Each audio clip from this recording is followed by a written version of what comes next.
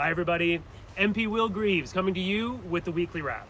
It has been amazing to be working from the riding here in Victoria all this week. From our new community office, my team and I have been busy responding to your emails, responding to your calls, and taking lots of meetings with community members, concerned citizens, stakeholders, and other local elected officials.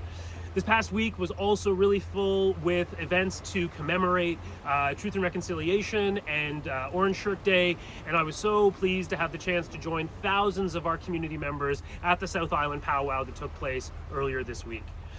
There's also some big issues happening in the news that affect our community right now, and I wanted to take a second to speak to a couple of them briefly.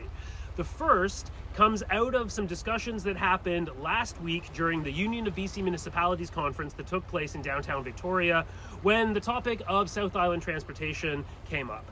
And I want to be really clear about where I stand on this issue and what I am advocating for in terms of our transportation needs in this region. I have been clear with federal government officials, provincial officials, and municipal counterparts that the scale of investment that we need in Greater Victoria for public transit is probably in the billions of dollars. We've got a lot of work to do to make up for lost time and missed opportunities of the past, and I am completely committed to ensuring that the federal government is a strong partner in helping to invest in the transportation needs that we have.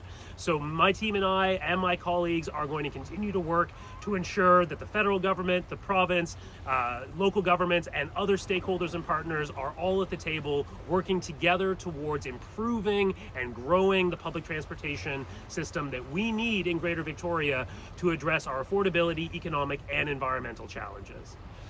The second big issue in the news this week, you've probably heard, is the Premier of Alberta has announced that her government will be supporting a new bitumen pipeline project to the BC coast. I want to speak to this very, very directly. First of all, it's important to remember that right now there is no such project. There is no proposal, and it really doesn't seem like any private sector companies are all that interested in getting behind one. So we have a situation where the Premier of Alberta is talking a big game about pipelines for her own purposes, but it doesn't really seem to meet the reality on the ground or in the financial markets. But what we have heard loud and clear in the last couple of days is that the government of British Columbia does not support a new bitumen pipeline. Coastal First Nations in this province do not support a new bitumen pipeline. And we have heard from constituents across Victoria that most people in our community do not support a new bitumen pipeline from Alberta to the BC coast. That's the position that I am proud to champion in Ottawa, and I will continue to tell federal government officials, provincial and municipal officials that this is not a project that Victorians support. It's not the vision and the direction of our economy for the future, and actually it threatens the incredible coastline that we have in BC that is the backbone of our communities, the backbone of our coastal economy, and it's not a project that is in the interest of BC or of Canada.